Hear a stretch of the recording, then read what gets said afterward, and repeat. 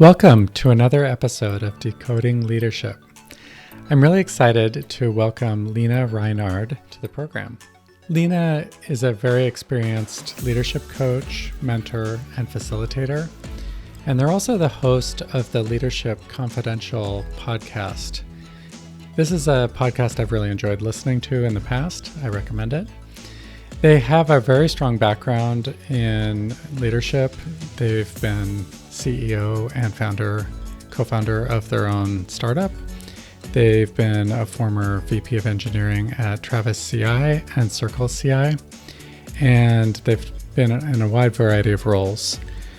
I first met Lena when they interviewed me for an O'Reilly program, and I enjoyed the conversation so much that I thought I would invite them to join us here, and I'm really excited to share that conversation with you.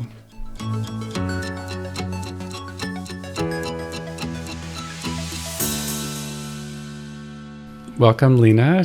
Today's topic is about making space for leadership work. Leadership can often feel exhausting. It can feel reactive, stressful, and it can often be hard to kind of make the space to do your best work. And so I'd love to spend some time today talking about how leaders can make their work more thoughtful and rewarding.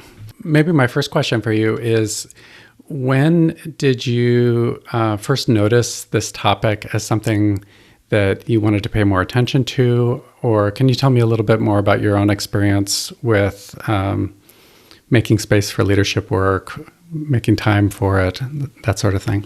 Like one piece, honestly, was over the years realizing how much of an issue this is with pretty much anyone in any leadership position, no matter if technical leader or more on the people leadership management side. It's such a big problem, and often, I'm sure we'll dive into that, but it's so systemic I would do these organizational assessments and executives would come to me and say, oh, we really don't know why, we're paying all our employees. We have so many people, but somehow nothing is getting done. It's a mystery. And then, I request documents from them, like, show me your annual goals, your corporate strategy and whatnot. And it's like, yeah, here's our top 20 priorities for the year. And I'm like, oh, okay, there's more data usually to look at, but I would say that's typically a quite good indicator. And then, those are all smart people. And then having to tell them, like, well, you probably need to focus because if you have 20 things you want to do, that's fine. But in the way that they're scoped right now, it's probably not going to happen. And so, that kind of disconnect almost that is so pervasive in so many organizations. And then that's more on the kind of, luxury of outside perspective. Aspect of it. In terms of my own work, I think it's still something that I'm working on, to be honest, because I love getting stuff done. And I am very easily tempted by something that comes up and, just grabs my attention. Like, oh, this sounds, interesting, fun, or annoying. And I just want to get it out of the way because it's my dentist and I need to pay that invoice or something. And that's shown up in so many aspects of my work, including of leadership work. For me, there's always been a big reward in just, getting small things out of the way. And at some point, I realized, and probably embarrassingly late in my career, that getting a lot of things done is not what makes me good at my work. It's knowing what the most important things are and making sure those happen, either because I do them myself or with my teams. And then, of course, what are those things? How do you identify that? And how do you make the space and whatnot? Is really, really hard, of course, which is why not everybody does it, I guess. But that's something that's really taken me time, especially because I think I've also worked in so many organizations that just are really focused on sort of busyness culture and busyness as a virtue, and the sort of everybody's just running around and doing stuff, and no one has time to think. I mean, time to think also takes discipline. And so, it's something I'm still working on. It's also something that doesn't necessarily come naturally to me. And, for anyone who's listening to this, I am 1 month away from my 20-year career anniversary. So still not perfect at it, but it's fine. I've still gotten places. One thing I find really interesting about what you're talking about is that sometimes the things that are motivating for us, or even provide a lot of energy for us, aren't necessarily the things that are the most important to get done. And so there's this tension sometimes between managing your energy levels and managing what is important. And that seems really hard, like really hard, because sometimes the thing that is actually the most important to work on may be something you actually don't feel at all compelled to push on. Mm-hmm. And so how have you resolved that, or how have you worked with your clients on that? Like, what has been your approach? I mean, one piece for me is, because that resonates a lot. Like, one piece for me was really just knowing the mechanics of it. Knowing how our dopamine system works, and that a lot of especially the tech that we use to communicate, notifications, is designed to get us hooked. And knowing that my brain really likes dopamine, and so I will get very easily distracted, and so just the foundations and very, very simple kind of neurochemistry of how that works, and also some self-awareness in terms of I'm just very easily distracted, and there's a squirrel outside. I just told you it's raining, even though that has really no relevance for our conversation. But so that's really helped, and then kind of structuring some things in my day to work with that, and not sort of work against it, because I think it took me a long time to just realize that just because some productivity advice or so works for other people doesn't mean it has to work for me, and it's okay if it doesn't, and it just needs a bit of work. One tricky piece for a lot of leaders I've worked with, and also for me, has been that the pace of work is so different. So especially as you move from IC roles, where there is an element where doing a good job is often really just getting stuff done. And then you move into territory where applying your experience as a lens to think and prioritize and connect people, or paint a bigger picture and whatnot. All of that is really hard work. It's also such ambiguous work with a lot of ambivalence, and all of those are things that we all deal with in varying degrees of well. But for some people, I had to learn to deal with ambiguity better. I still, I've built some systems and whatnot to help with that. But the whole thing that I really love is I've worked with so many clients, especially on making time to think and making time for strategy and all of those things that are so important and integral. And what regularly happens, and I now have changed my approach to prevent that a little bit, but what regularly used to happen is that, people would have that sort of 1 hour, 3 hour strategy slot at some point. And they'd be I sat down, I didn't know what to do with it, and so I just did my email, which is so relatable. That is always what happens.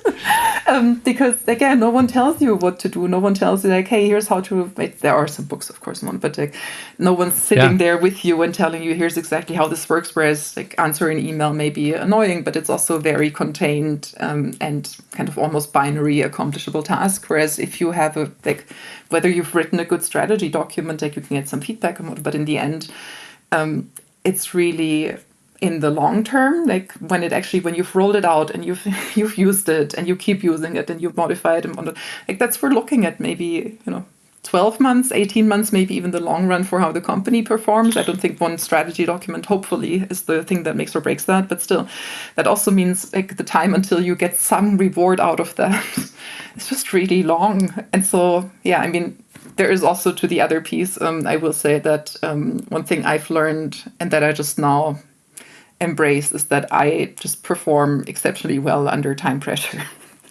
Interesting. I gave a conference talks a few weeks ago that I'll probably refer to. I will try to contain that. It was about managing up, which I think ties into a lot of this. But I've known that I would give this talk for, I think, 8 months. I finished it at 11:30 p.m. I was on stage for Tech Check at 8:20 a.m. the next morning. Went great. I loved it. Got wonderful feedback. But I've tried so much to, build timelines and whatnot to kind of get better at this. And yeah, Yeah. I mean, I've also been doing it this way for 11 years, so maybe I'm also just too old to change that part. That's fine. People can change, just for the record. I'm just being silly about myself. I went through a very similar experience that you're describing your clients go through, and it sounds like you went through, where like when I started moving into like a director type of role, I started setting aside this time. And actually that was honestly one of the best things I ever did. Like setting aside time to like think about things was great. But at first it was really hard not to just steal that time with all the other things that would come up in my, oh, well, there's this other thing I need to do, and I'll just spend my time on that. But over time, that became some of the most valuable time of my week. But I had to kind of build up like some structure around that. I'm curious how you approach that nowadays with your clients, and like what sort of advice you give them now, given what you've been through and what you've experienced. One piece that I find really important with this is that we do the things we do for a reason. And I'll elaborate a bit, because it's a basic but also very important truth, I think, in this context, because there is, I think, a lot of shame around sort of basically people feeling inadequate or not feeling able to do things in a way that is quote unquote expected of them by some instance, usually kind of socialization and whatnot. I think especially with leadership stuff, like the concrete examples that always come up are like strategy, alignment things like helping people understand or managing change properly. And what everyone does instead is just fight fires all the time. Yeah. And there's a lot of shame attached to it, because like everyone feels sort of pulled into operational stuff, because there's like hopefully not actual literal fires going on, but there are really important critical things. Like people are having a hard time with something and need help. Managers have issues, customers and whatnot. Like there's always so much more to do than anyone has time, and then sort of any universe has time for. But that also means there's a really strong pull there, and then there's basically not really a pull on the other side of things. Because strategy, I mean, does it matter if I do this in a week or in two? Maybe not. Maybe there's a board meeting at some point where like I will need to come up with something, and then a lot of people do it the night before, because a lot of people in tech are neurodivergent, and that's something that neurodivergent people also tend to do, some at least. Not stereotyping here, but basically there's not the same criticality and not the same pressure, and therefore not the same stress to it, which makes it really uneven. And so one of the first things I always like to do is my favorite questions around this are first, and it's part of sort of my intake questionnaire I have with folks. The first is how do you spend your time? Second, how should you spend your time? And third, how do you want to spend your time? Because and it's always like I've done this with so many people, and it's like a written thing, and so people always it's always really clear that they spent a lot of time thinking about this, and it's always so interesting how the triangle kind of opens up, because there is always overlap. I mean, otherwise people wouldn't be doing that leadership work that they do. But especially the gap between what I know I kind of should do versus what I'm actually doing, and I'm having a hard time getting out of that mode, is really vast. And so I will say with a few people, I've also just basically told them to clear out their calendar and then to rebuild from there. I like that. Just because like redesign it. Yeah. And just because it was often with folks who just felt so incredibly stuck, where like if we would look at the things that they're doing, there was so much that just wasn't working, where we just weren't talking about, an incremental improvement here or there or some longer term optimization, but more like, you need to draw a line and sort of make that a sort of one-off change project kind of, and manage that and give yourself a chance for a fresh start. It's something I don't do often. It's always something that I offer to people, at least as something to keep in mind. The usual approach I like to take is to just have a conversation first, like, why are things this way? Like, what makes it so? Because like everyone I work with is incredibly smart and experienced, and like we've all read the books and listened to the podcast, and like we know what we should do, and so it's not for lack of wanting, but there are usually other things, and the other things are also unsurprisingly very similar, but they take different shapes. Things like, I don't have enough people in my organization. I don't have enough people who I can delegate to because, for example, the leaders below me in the org are new, or they're quite inexperienced or need a lot of support themselves, or there's issues in the teams that are taking away time from them, or I don't get a lot of support from people around me. I'm holding together a lot of things with like duct tape and intense Slack messaging late in the day because stuff needs to happen. All of those things that take away their attention. And then we look at, okay, which of those things do they want to address first? What's worth prioritizing? Like often things like developing the leaders around you is a big factor. And then there is like usually what I also try is, because that's often a bit of a longer term investment.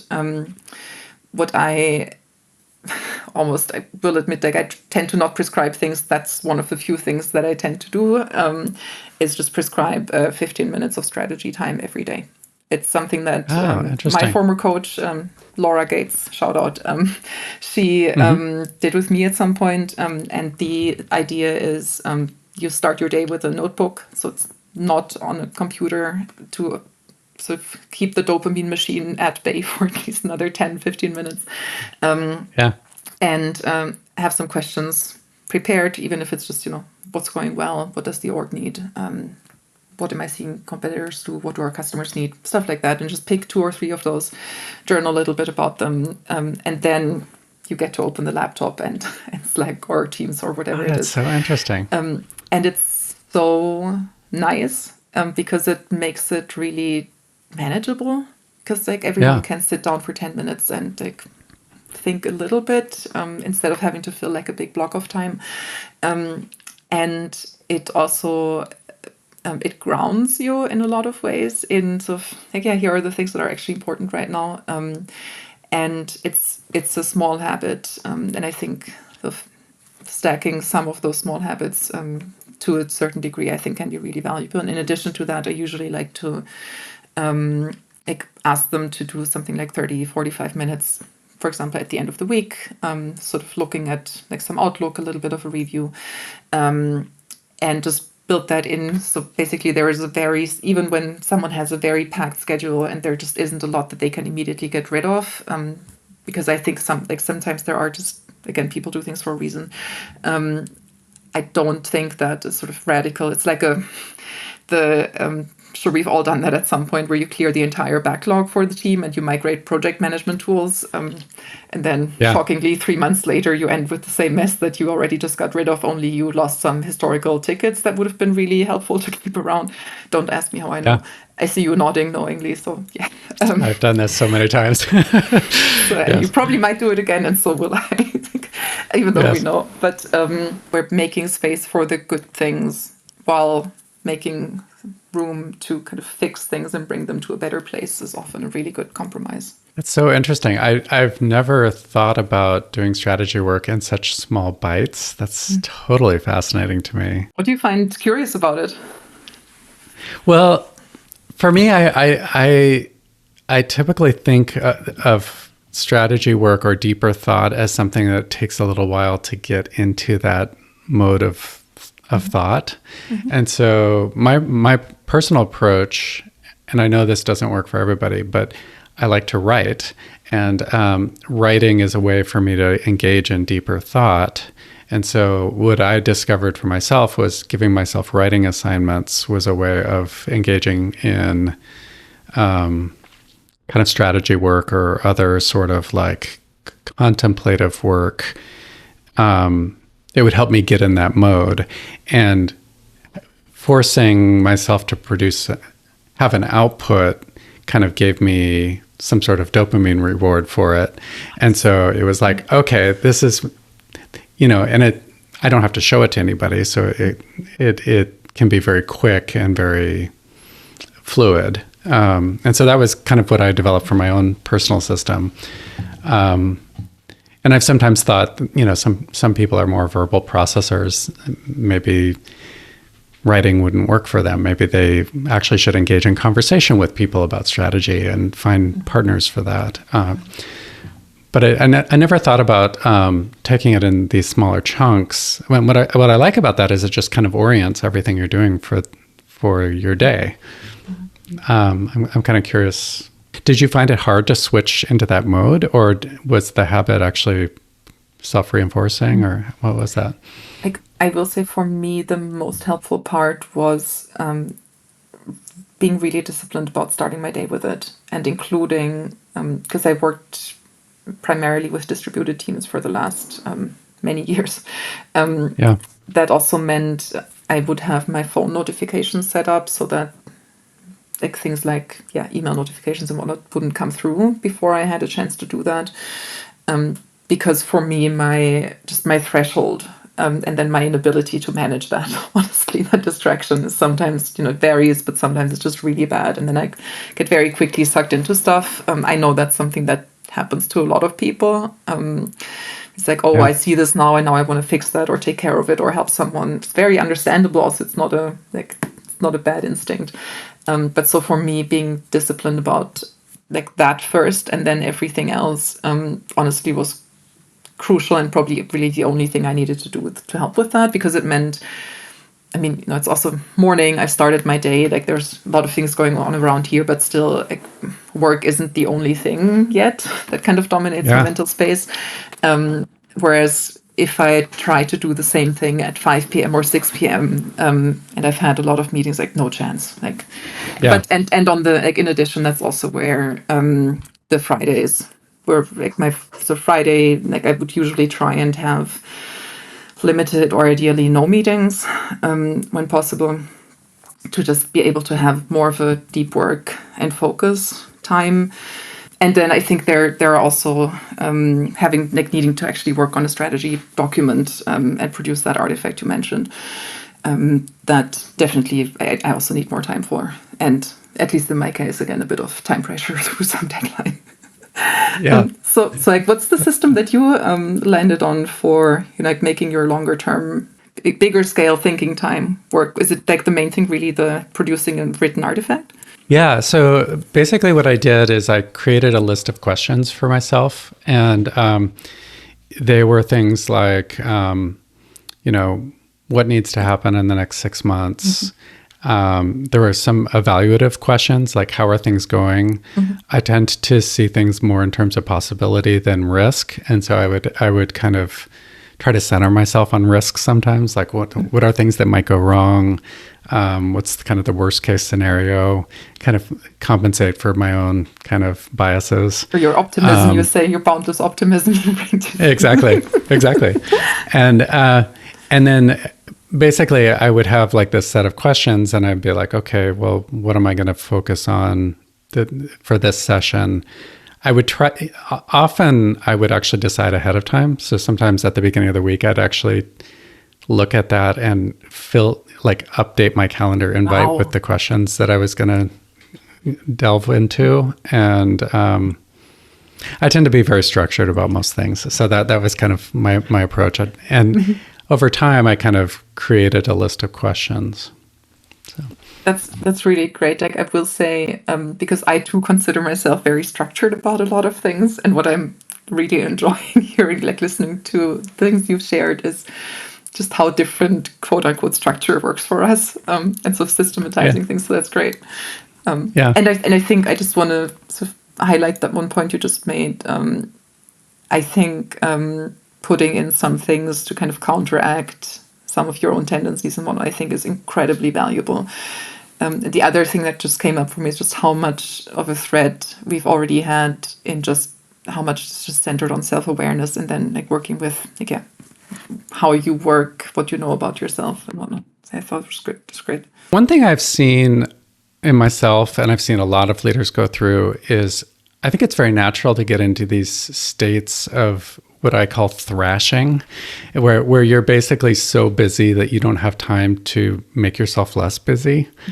I'm curious, with your clients or with yourself personally, like how have you managed those times? How have you recommended that other people deal with those times? I think it varies a bit. Honestly, sometimes the best thing you can do is just accept that that's the way things are right now. And you just, if there's, especially if there's a deadline or it's something that has an end in some shape or form, where it may just not be worth the energy and whatnot that you need to expend on kind of making things better. Even with that, it can be worth checking in with someone, because I was going to say, like, most people know, but it's really hard to know when you're in it.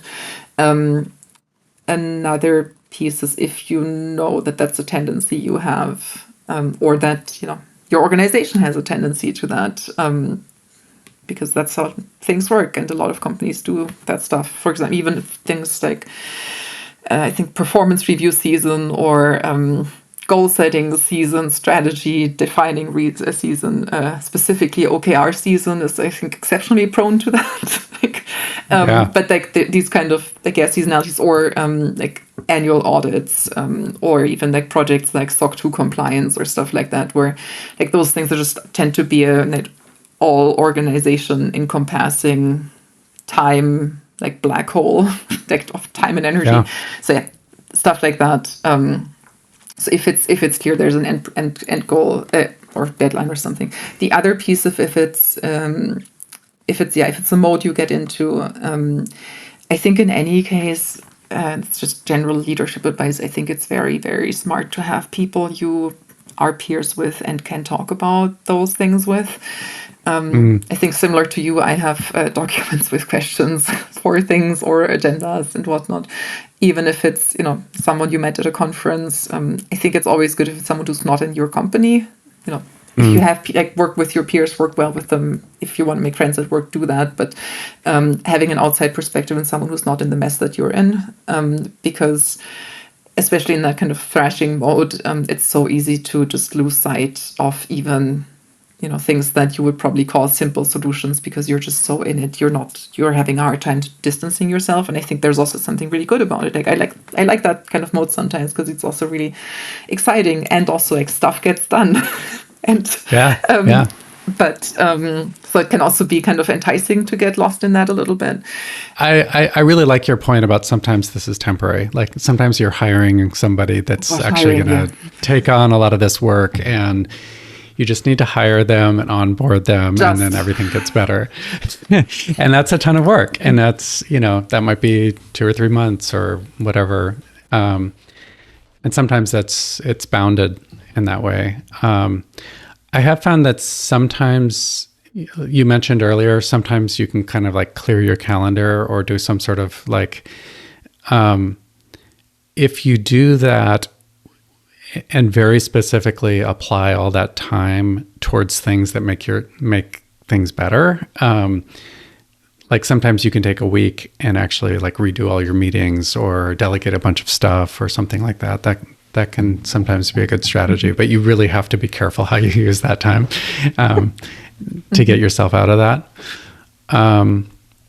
I think the thing that I find challenging sometimes is when it's something that's bigger or more systemic. So like I've observed sometimes that organizations, the reason for the busyness is because of some sort of structural problem. Like we have too many projects we're working on, or we haven't set up the responsibilities right, or something like that. And it's actually a lot of work to change it. And that's where it can sometimes be challenging. Yeah. I think it's one of those, people and organizations by extension do things for a reason. Like if that thrashing mode is the mode that you're observing, it's very, very likely that other people are dealing with the same thing. I will say one other tool that I've been using a lot lately with clients is track what you're saying no to, and what you're not doing. Because especially, like, I find it very interesting that like there's so many like prioritization tools out there, and I think there are decent ones. Like no shade on like Eisenhower matrix and its best trends, but it's just often really hard to really answer the question like what is the most important thing? What should I be doing? And in that mode where you have something that's already keeping you busy, and then you have other things that require your attention. Even if it's just a running list where you write down, okay, I'm saying no to this, I'm not doing that.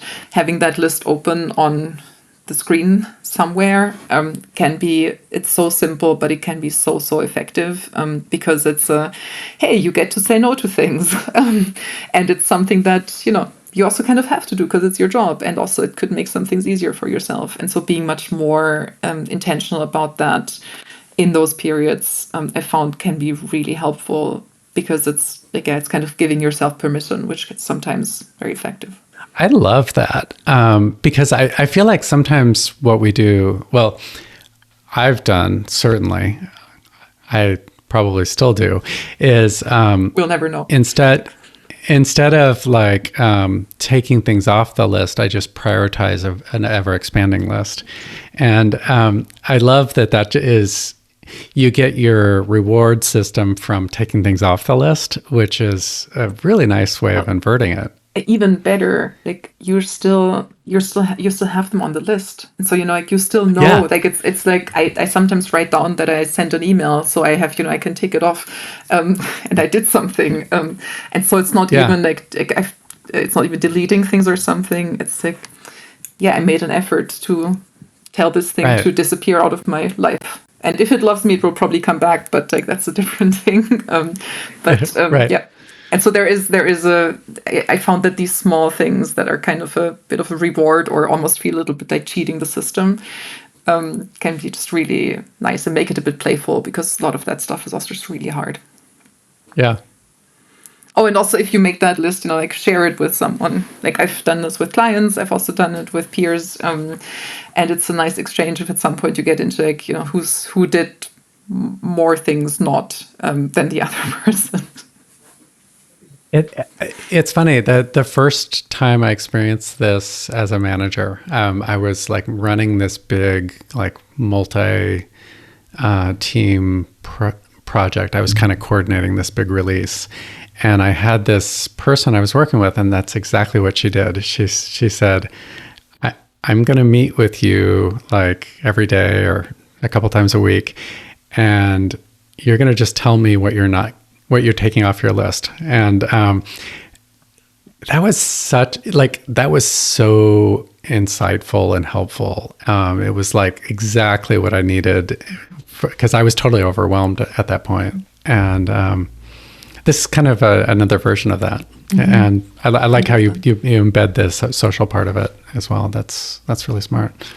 And I think I love the way that she did this, like your former colleague, because I think with again these kinds of elements of like giving yourself permission, but also giving the people around you permission, like especially if you're leading teams or again have leaders reporting to you, it's so important, because I mean, honestly, organizations struggle with saying no. Of course, I mean, what executive wants to be the person who the board then approaches 6 months later and said, why did we not pursue XYZ thing? And why didn't we go after this opportunity? There are a lot of somewhat orthogonal incentive systems in that, like in many other subsystems in how companies work. And so again, the sort of top 20 priorities list that I kind of exaggerated with earlier, like those things exist. And you probably will have difficulties getting your boss to tell you, what's the one thing that we should be doing, because the idea of that is great, but it's also often not practical for businesses. And so one other thing that can be really valuable in dealing with all this is to, like, if you have a lot of things that need to get done, don't look at what are the things we're not doing, but just, can we change the scope? Can we change the shape? Can we distribute the work in different ways? Is there something that, where we can have a working group or a tiger team on something that's really, really important, versus whatever, small groups or whatnot for some other things. Maybe shift gears and move more into experimental mode. But where, again, looking at it a little bit less from what are we not doing, and more from like, can we do this differently, can help. Especially because, yes, there are just times when saying no isn't really an option. So one thing that we kind of assume about our leaders is that we just always have boundless energy to focus on any task. And we all try to present that sort of front to each other and kind of hide the fact that it can be kind of exhausting to manage our energy as leaders. And leadership is also often really exhausting, can often be lonely work.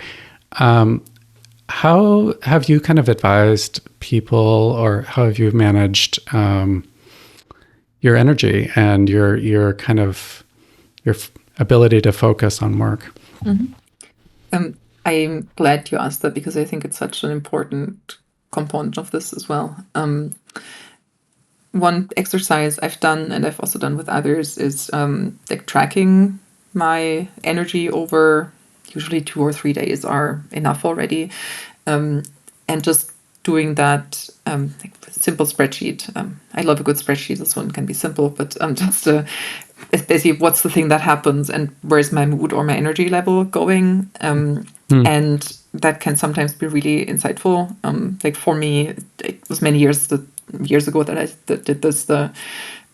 In hindsight, kind of simple, but really revealing insight that I got from it was that I just find email absolutely terrible, and it just drains my energy to levels that almost nothing else does. And so, I was able to restructure some things around that. So that's one piece. The other is collating context. And so I have found like having limits in context switching, at least to a degree that's controllable, is helpful. So for example, I usually, because I've worked with distributed teams, I've often had teams that were global, so it would mean some meetings early in the morning and then later in the day for me. But having a dedicated time for deep work, even if that deep work is emails or other just like day-to-day stuff that needs to get done.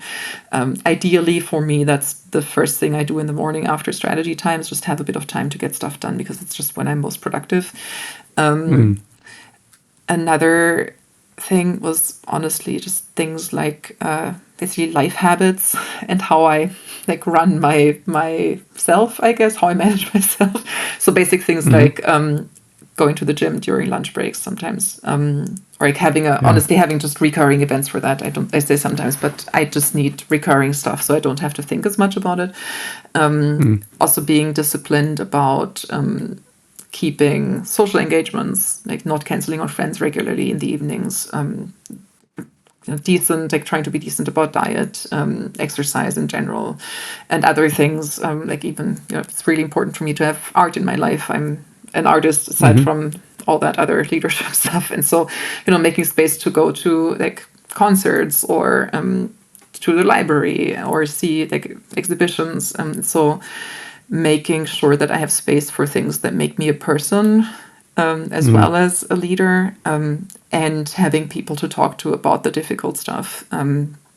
And like for a while, I co-ran a leadership dinner here in Berlin that like a former boss of mine actually and I started together. We both basically invited one person and told every person to bring someone else. So it was always a very small thing. It was great. not, simple to organize, and it very quickly just we really didn't want it to grow big. But it was always, new people and really interesting conversations to have, and always very, very quick with being able to trust each other with very like big things often, which I really loved. And so making habits of those things. And honestly, also for me, it was important to over time develop some boundaries in terms of how much of myself I pour into the work I do. Because I'm a systems person, and the problem with like systems in like anywhere is that they're usually not perfect, sadly. And so I remember that like one of my biggest and earliest leadership roles at the time was, I would describe my job as Wall-E from the movie. I think that's also the movie title. I think it's a Pixar movie.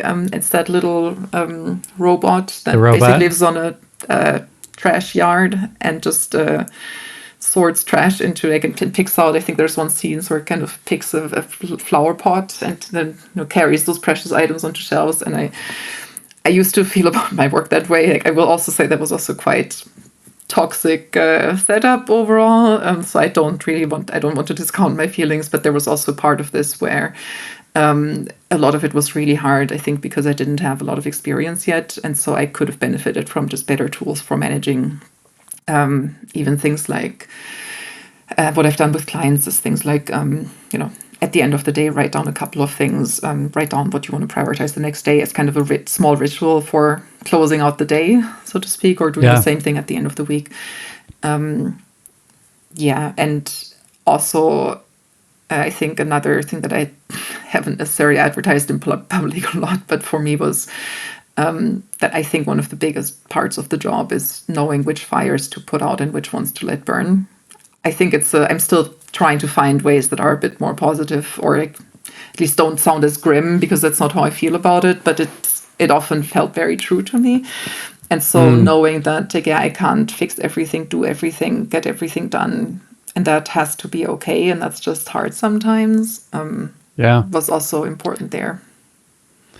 I love that. Because sometimes we feel like our job is to fix everything, and I would love to. Let's not kid ourselves.